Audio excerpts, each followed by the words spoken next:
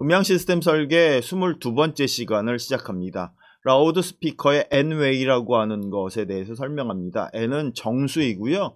정수는 1, 2, 3, 4 이렇게 표시할 수 있습니다. 넘어가 보죠. 그래서 스피커의 정확한 표현은 라우드 스피커이다. 스피커의 정확한 표현은 라우드 스피커이다.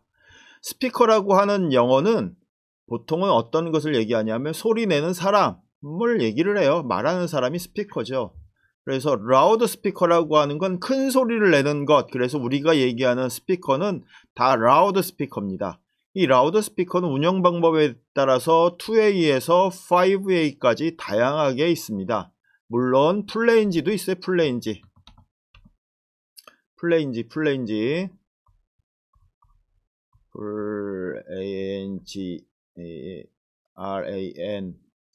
플레인지 라고 하는 것도 있고, 플레인지는 원웨이를 얘기를 하죠.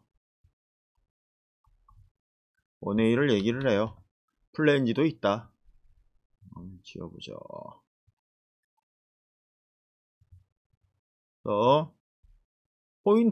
소리는 포인트 소스에서 시작돼서 3차원으로 퍼져나가지만 라우드 스피커는 포인트 소스에서 확성된 소리를 2개에서 5개 지점으로 주파수별로 분해해서 출력하고 있습니다.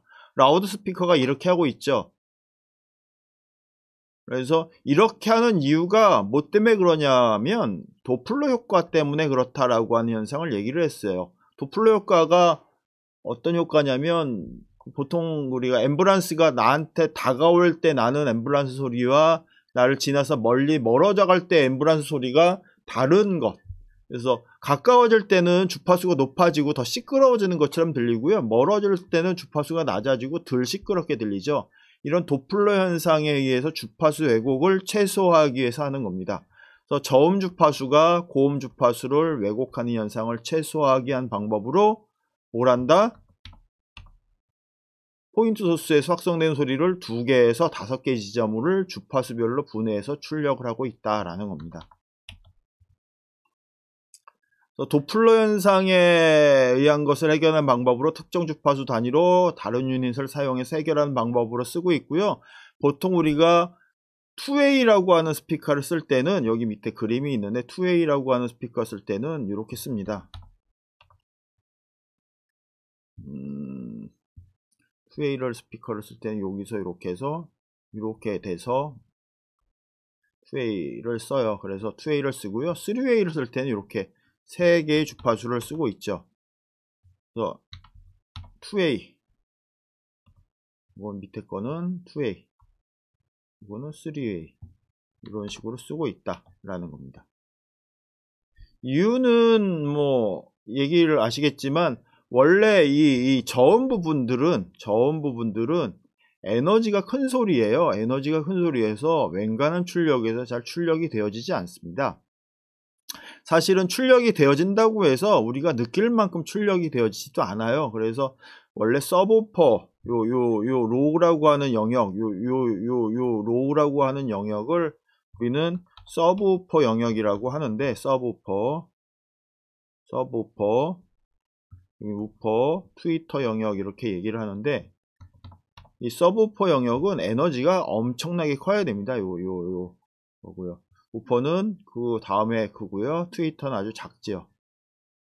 그래서 우리가 얘기하는 보통의 일반적인 라우드 스피커는 2A를 사용하는데, 2A는 크로스오버가 어디다? 2kH다. 그리고 서브우퍼를 쓰면 보통 200까지도 쓴다. 200Hz를 크로스오버를 사용하는데, 우리는 200Hz 크로스오버 쓰는 서브우퍼는 본 적이 없는데요. 뭐 180, 150, 120 이러는데요. 이게 이유는 더 고출력이 되면서 우퍼의 성능이 좋아지면서 주파수가 이렇게 내려갔기 때문에 생긴 현상이에요. 트위터도 마찬가지죠. 트위터가 2kH인데에서 점점 내려오고 있죠. 심지어 1kH까지 내려와 있어요. 1kH까지 내려와 있어요. 그리고 이 부분을 버렸죠. 소리가 안 나도록. 14kH, 16kH 이상,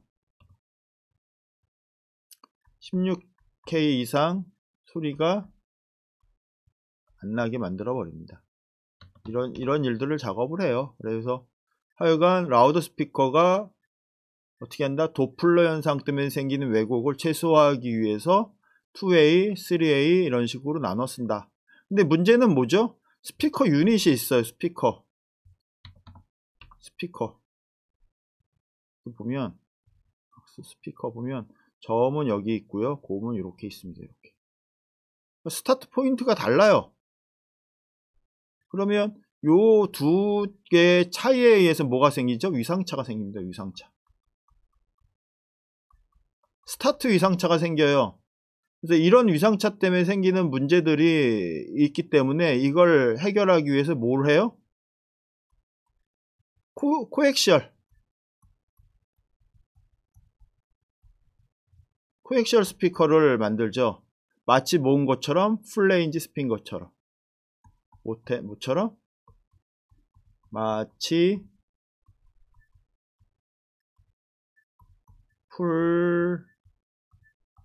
풀레인지 스피커인 것처럼.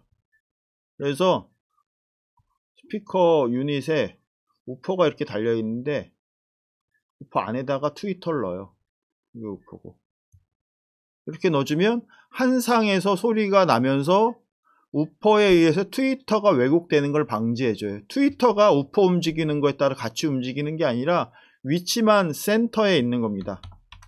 위치만 여기 센터에 있어서 그 우퍼가 내는 그 파동 진동에 트위터가 영향을 받진 않아요. 보통 플레인지 스피커 같은 경우는 모든 소리가 이 유닛 하나에서 다 나가기 때문에 우퍼가 앞으로 나올 때 트위터 소리도 같이 고음부도 같이 앞에 나와서 나오고 뒤로 빠질 때도 뒤로 빠지면서 고음부 소리가 앞으로 밀고 뭐 이런 일들이 발생을 하는데 이 코엑시얼 스피커는 우퍼의 센터에 있지만 여기 센터에 있지만 그 센터에 있음에도 불구하고 우퍼가 움직이는 거에 상관없이 트위터의 위치는 고정이에요. 그래서 우퍼의 움직임의 왜곡이 전혀 느껴지지 않습니다. 그리고 이것 때문에 뭘 할 수 있어요? 훨씬 더 출발 위상이 좋은 스피커가 되어지고요. 그리고 인위적 왜곡이 덜 돼서 안정감이 있죠. 안정감이 있게 됩니다. 그래서 우리가 보통 이런 거를 코엑시얼 스피커를 못 만들어 주기 때문에 좀 지우고요. 코엑시얼 스피커를 못 만들어 주기 때문에 이런 가상 코엑시얼을 보통 많이 만들어서 씁니다. 가상 코엑시얼이라고 하는 건 이런 거예요. 이렇게 우퍼 유닛이 두 개가 있고요. 트위터를 여기다 이렇게 넣습니다. 이렇게 만들면 무슨 현상이 되냐면 우퍼가 이렇게 있는 효과를 주고요. 트위터가 안에 있는 효과를 줘요. 그래서 이거를 가상 트위터 역할을 하게 만든 겁니다. 그래서 일반적인 트위터가 위에 있고 우퍼가 아래에 있어서 생기는 그 위상차에 의한 문제들을 이제 많이 막아주는 역할로 센터에다가 우퍼 사이에 우퍼 두 개, 우퍼 사이에 여기다 트위터를 넣어서 그 가상 코엑시얼을 만들어서 소리를 부드럽게 만들어주는 역할을 하고 있다라는 겁니다.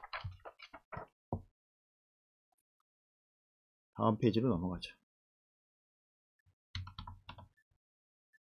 가청 주파수는 예전에 제가 3디케이드라는 얘기를 했어요. 3디케이드. 디케이드라고 하는 게 뭐죠?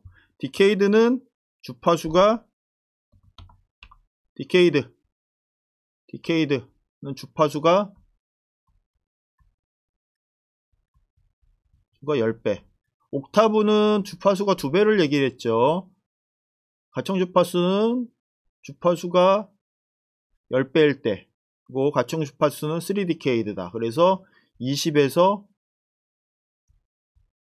200, 200에서 2000, 2000에서 2만 이렇게 된다라고 얘기를 했습니다.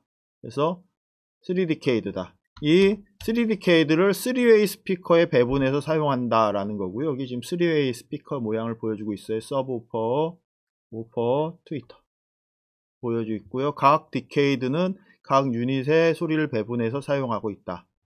그래서 주파수 범위를 10배 이내에 제한해서 각 유닛에서 재생함에 오는 도플러 효과에서 오는 주파수 왜곡을 최소화한다. 이런 방법으로. 그래서 여기 보면 3웨이지만 바이앰핑을 쓰고 있어요. 그죠? 사실은 바이앰핑 하는 거랑 패시브 네트워크를 쓰는 2웨이랑 플레인지 2웨이 스피커랑 차이에 대해서 나중에 설명할 기회가 있으면 왜 이렇게 되어 있는지 설명을 좀 드리도록 할게요. 무슨 차이가 있을까? 무엇을 할 수 있나? 이렇게 바이앰핑 하는 것과 이렇게 패시브 크로스오버를 써서 패시브 네트워크를 써서 이렇게 플레인지 스피커를 써서 앰프 한 채를 쓰는 것과 무슨 차이가 있을까? 이런 것도 한번 얘기를 해보도록 하죠. 그러면 이런 도플러에서 오는 효과를 막으려면 제일 좋은 건 뭐예요? 옥타브별로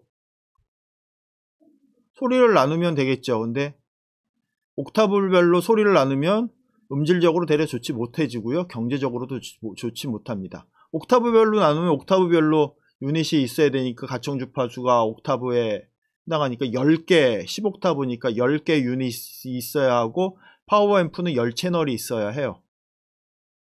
그리고 이 크로스오버나 패시브 네트워크나 다 뭘 가지고 해요? 전류와 전압의 위상차를 가지고 합니다. 네트워크 크로스오버 포인트를 잡는 크로스오버 포인트의 크로스오버를 하는 방식. 크로스오버 방식은 어떤 거예요? 전압과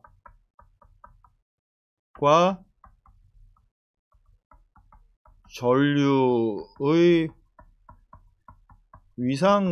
위상차를 이용해서 크로스오버를 합니다. 전류와 전압의 위상차를 가지고 크로스오버를 해요. 그래서 크로스오버 되는 데는 음질이 좋아질 수가 없습니다. 사실은. 그래서 크로스오버 포인트가 적을수록 그 음성 왜곡이 줄어요. 그래서 이 위상차가 없는 크로스오버 방식을 쓴다고 해서 FIR 필터 뭐 이런 FIR 무한차수 뭐 크로스오버를 쓰고 막 이러는데 뭐 그것도 나중에 할 얘기가 있긴 하지만 어쨌거나 이런 위상차를 가지고 하기 때문에 크로스오버를 많이 한다고 해서 좋은 게 아닙니다. 그래서 옥타브별로 나누면 음질적으로 좋지 못할 뿐만 아니라 경제적이지도 못하죠. 스피커 유닛 10개, 파워 앰프 10채널. 그래서 음질하고 경제적인 면에서 가장 적절한 방법으로 디케이드별로 나눠진 것으로 추정을 해요. 저는. 누가 이걸 이랬기 때문에 이렇게 했다 라고 하는 걸 저는 문서로 본 적은 없는데 이랬을 것이다 라고 추정을 한다라는 거예요. 물론 뭐 다른 이론이 있을 수는 있습니다. 그럼에도 불구하고 제가 이렇게 얘기하는 건 실질적인 경제적인 면하고 음질적인 면에서 어떤 것이 좋을까, 어떤 것이 가장 자본주의 사회에 맞을까 이런 걸 따져봤을 때 실제로 3웨이 정도 가청 주파수를 디케이드별로 나눠서 3웨이로 나누고 조금 더 고음질을 쓴다면 4웨이 이렇게 나눠 쓰는 것이 적절하지 않나 라고 저는 생각을 하고 있습니다. 오늘은 여기까지 하려고 하고요. 다음 시간에 할 얘기도 좀 기대해 주시면 좋을 듯 합니다. 다음 시간에 크로스오버 포인트가 왜 메이커마다 다른지 이런 것들도 한번 같이 얘기해 보도록 하겠습니다. 오늘은 여기까지 하도록 하겠습니다. 집중해서 봐주신 여러분들 고맙습니다. 감사합니다.